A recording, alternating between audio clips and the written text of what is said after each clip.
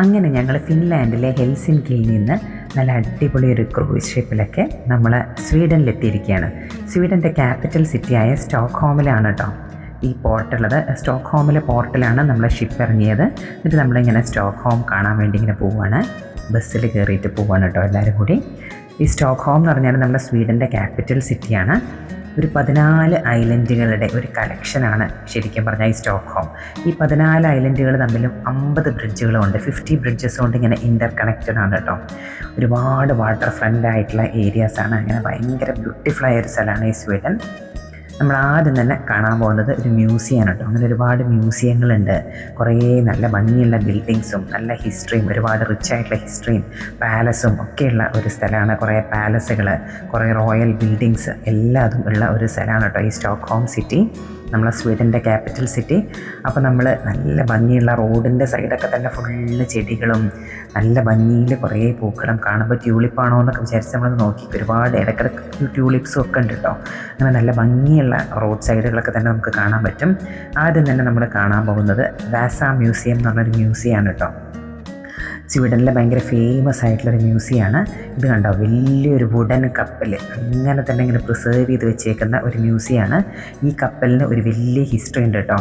സ്കാൻഡിനേവിയയിലെ തന്നെ ഏറ്റവും യുണീക്കും ഫേമസും ആയിട്ടുള്ളൊരു മ്യൂസിയമാണ് ഈ വാസ മ്യൂസിയം.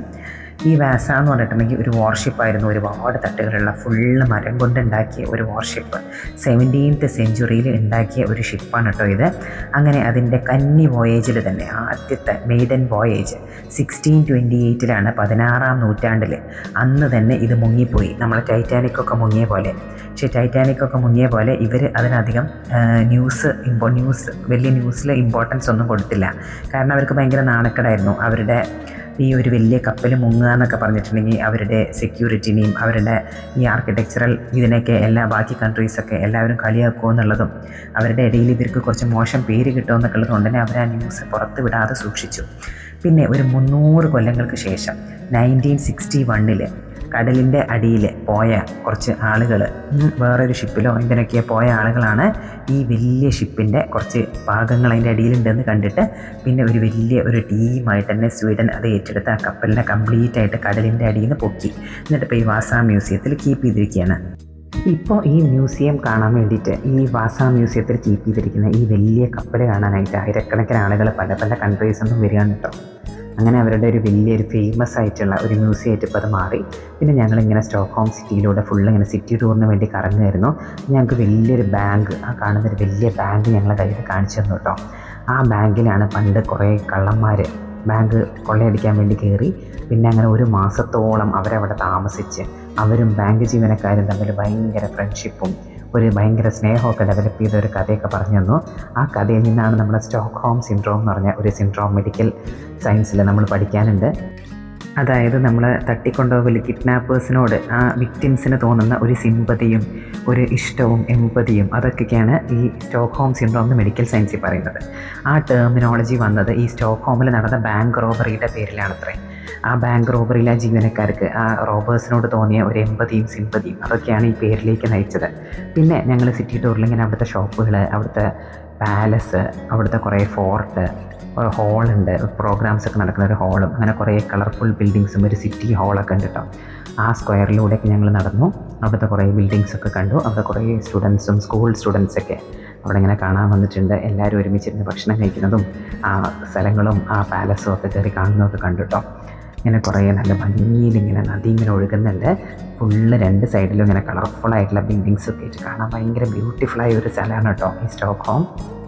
കണ്ടോ, ആ നമ്മൾ വന്നപ്പോൾ ഇന്നലെ ഷിപ്പിൽ വന്നപ്പോൾ ക്രൂയിസിൽ വന്നപ്പോൾ കണ്ട വൈക്കിംഗ് ലൈൻ എഴുതിയിട്ടുള്ള ആ ഷിപ്പൊക്കെ നമുക്ക് കാണുന്നുണ്ട്. ഈ വാസ മ്യൂസിയത്തിൻ്റെ സൈഡിലായിട്ട് തന്നെയാണ് ഈ വലിയ റിവർ ഉള്ളത് കേട്ടോ. ആ റിവറിൻ്റെ സൈഡിൽ കുറേ നല്ല ഭംഗിയുള്ള ബിൽഡിങ്സും നല്ല ഗ്രീനറിയും ഒക്കെ ഉണ്ട്.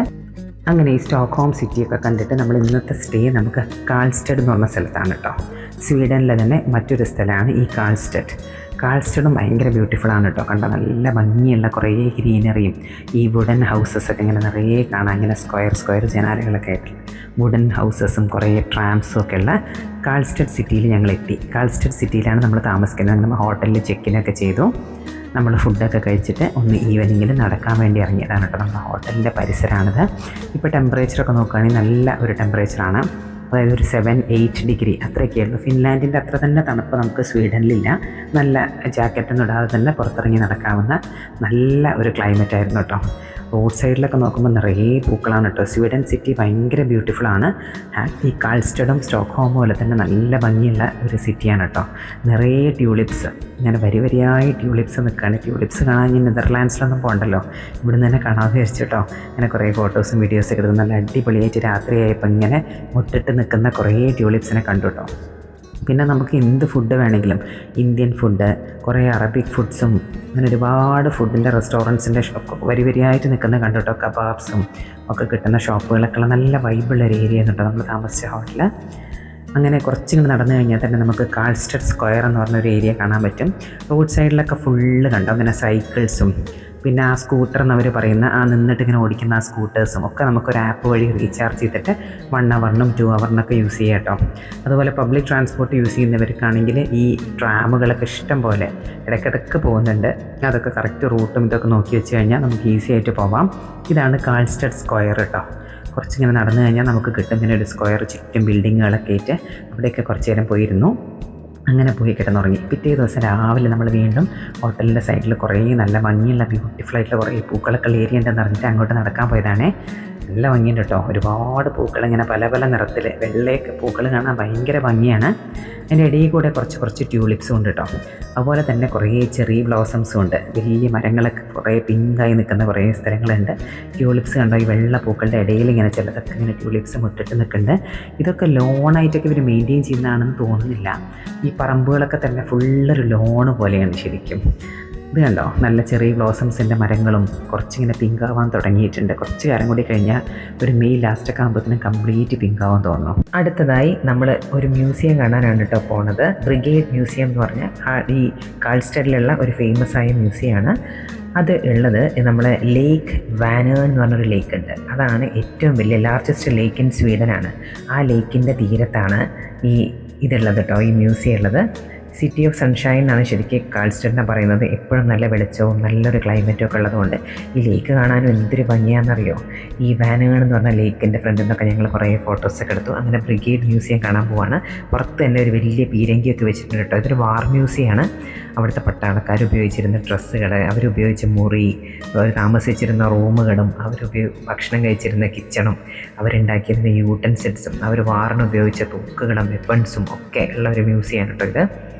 അങ്ങനെ ആ വാർ മ്യൂസിയം കണ്ടു അവരുടെ പീരങ്കികളും, അവരുപയോഗിച്ചിരുന്ന വാനുകൾ, അവരുടെ റൂംസ്, അവർ മ്യൂസിക്കൽ ഇൻസ്ട്രുമെൻറ്റ്സ്, അവർ എൻ്റർടൈൻമെൻറ്റിന് യൂസ് ചെയ്തിരുന്ന സാധനങ്ങൾ വരെയുണ്ട്. ഇത് അവിടുത്തെ വെൻറ്റിലേറ്റേഴ്സ് കേട്ടോ. വാറിൻ്റെയൊക്കെ സമയത്ത് അന്നത്തെ കാലത്ത് ഉപയോഗിച്ചിരുന്ന പഴയ മോഡൽ വെൻറ്റിലേറ്ററുകളൊക്കെ അവിടെ പ്രിസർവ് ചെയ്ത് വെച്ചിട്ടുണ്ട്. അന്ന് യൂസ് ചെയ്തിരുന്ന എന്തൊക്കെയാണെന്നുള്ളത് കംപ്ലീറ്റ് ഡീറ്റെയിൽഡ് ആയിട്ട് അവിടെ എഴുതി വെച്ചിട്ടുണ്ട് കേട്ടോ. കണ്ടോ അവരുടെ ഹോസ്പിറ്റൽ, ഇത് അവരുടെ അന്നത്തെ ഹോസ്പിറ്റൽ സെറ്റപ്പ്, BP ഒക്കെ ചെക്ക് ചെയ്യുന്നതും 2 തട്ടായിട്ടുള്ള ബെഡുകളും ഒരു എക്സാമിനേഷൻ ടേബിളും, അങ്ങനെ കുറേ ബാക്കി അന്നത്തെ എന്തൊക്കെ പരിശോധനകളോ കാര്യങ്ങളൊക്കെ ഉണ്ടായിരുന്നതൊക്കെ കംപ്ലീറ്റ് ഇങ്ങനെ പോസ്റ്ററുകളായിട്ട് ഒട്ടിച്ചിട്ടുണ്ട് ചുമരിൽ. കണ്ടില്ലേ ഓരോ വൂണ്ടുകളും അവരെങ്ങനെ മാനേജ് ചെയ്തിരുന്നു എന്നുള്ളതൊക്കെ കേട്ടോ. പിന്നെ അന്ന് യൂസ് ചെയ്തിരുന്ന കുറേ സാധനങ്ങൾ, കുറേ പീരങ്കികളും ഷെല്ലുകളും, അന്നുണ്ടായിരുന്ന കുറേ പ്രതിഭകളായിട്ട് ആൾക്കാർക്ക് അപകടത്തിൽപ്പെട്ടതും, അന്ന് കണ്ട ഓരോരോ പരേഡുകൾ നടത്തിയതും എല്ലാത്തിൻ്റെയും പ്രതിമകളും രൂപങ്ങളും ഒക്കെ അവിടെ ഉണ്ടായിരുന്നു. അന്നത്തെ പഴയ മോഡൽ കുറേ തോക്കുകൾ, വാളുകൾ, അന്ന് അവർ വാറിനൊക്കെ യൂസ് ചെയ്തിരുന്നതും, പിന്നെ അന്നത്തെ സിസ്റ്റേഴ്സ് രോഗികളെ പരിചരിച്ചിരുന്ന കുറേ ത്യാഗം ഒക്കെ സഹിച്ച കുറേ ഫേമസ് ആയിട്ടുള്ള സിസ്റ്റേഴ്സും എല്ലാവരെയും അതുപോലെ അവിടെ റീക്രിയേറ്റ് ചെയ്ത് വെച്ചിട്ടുണ്ട് കേട്ടോ ആ മ്യൂസിയത്തിൽ. മ്യൂസിയമൊക്കെ കണ്ടു കഴിഞ്ഞ് ഞങ്ങൾ വീണ്ടും സിറ്റി കറങ്ങാൻ വേണ്ടി ഇറങ്ങിയിട്ടോ. അതിൻ്റെ പരിസരം ഈ മ്യൂസിയത്തിൻ്റെ പുറത്തൊക്കെ കണ്ടോ, ഇങ്ങനെ ഏക്കർ കണക്കിന് സ്ഥലങ്ങൾ ഇങ്ങനെ ലോണ് വളർത്തുന്ന പോലെയാണ്. നമ്മളൊക്കെ വീട്ടിൽ കുറച്ച് ലോണ് നമ്മുടെ നാട്ടിലേക്ക് വളർത്താൻ തന്നെ ഫുള്ള് പുല്ലും ഒക്കെ വന്ന് ഭയങ്കര ബുദ്ധിമുട്ടല്ലേ. ഇവിടെ ഏകദേശം ഈ സ്വിറ്റ്സർലാൻഡിൻ്റെയൊക്കെ ഒരു ഏരിയ പോലെ ഫുൾ ഗ്രീനറിയാണ് കേട്ടോ. അങ്ങനെ അതൊക്കെ കഴിഞ്ഞ് ഞങ്ങൾ ഹോട്ടലിലേക്ക് തന്നെ തിരിച്ചെത്തി. അപ്പോൾ ഞങ്ങൾ ഈ കാൾസ്റ്റഡിലുള്ള ഹോട്ടലിൻ്റെ തൊട്ടടുത്താണുള്ള നമ്മുടെ കാൾസ്റ്റഡ് സ്ക്വയർ. ഞങ്ങളിങ്ങനെ നടന്നു പോയപ്പോൾ അവിടെ ഇൻ്റർനാഷണൽ ഡാൻസ് ഡേ ആയിരുന്നു അന്നത്തെ ദിവസം കേട്ടോ. അങ്ങനെ വേൾഡ് ഇൻ്റർനാഷണൽ ഡാൻസ് ഡേ ആയത് കാരണം കുറേ ലേഡീസ് നിന്നിട്ട്, കുറേ പ്രായമായവരും ചെറുപ്പക്കാരും എല്ലാവരും കൂടി ആ സ്ക്വയറിൽ, ആ കാൾസ്റ്റഡ് സ്ക്വയറിൽ നിന്ന് ഇങ്ങനെ ഡാൻസ് പെർഫോമൻസ് നടത്തുമായിരുന്നു കേട്ടോ. ഞങ്ങളതൊക്കെ കണ്ട് അവരുടെ കൂടെ വീഡിയോസും ഫോട്ടോസും ഒക്കെ എടുത്തു. പിന്നെ അങ്ങനെ ഒരു കാൾസ്റ്റഡ് സിറ്റി ടൂർ, നമ്മൾ ചർച്ചും അവിടുത്തെ കുറച്ച് കാര്യങ്ങളൊക്കെ കാണാൻ വേണ്ടി ഇങ്ങനെ ചെറിയൊരു മിനി വാൻ ഉണ്ട് കേട്ടോ. ആ മിനി വാനിൽ കിടന്നുകൊണ്ട് നമുക്ക് ഇരുന്നിട്ട് നമുക്ക് പോകാൻ പറ്റും.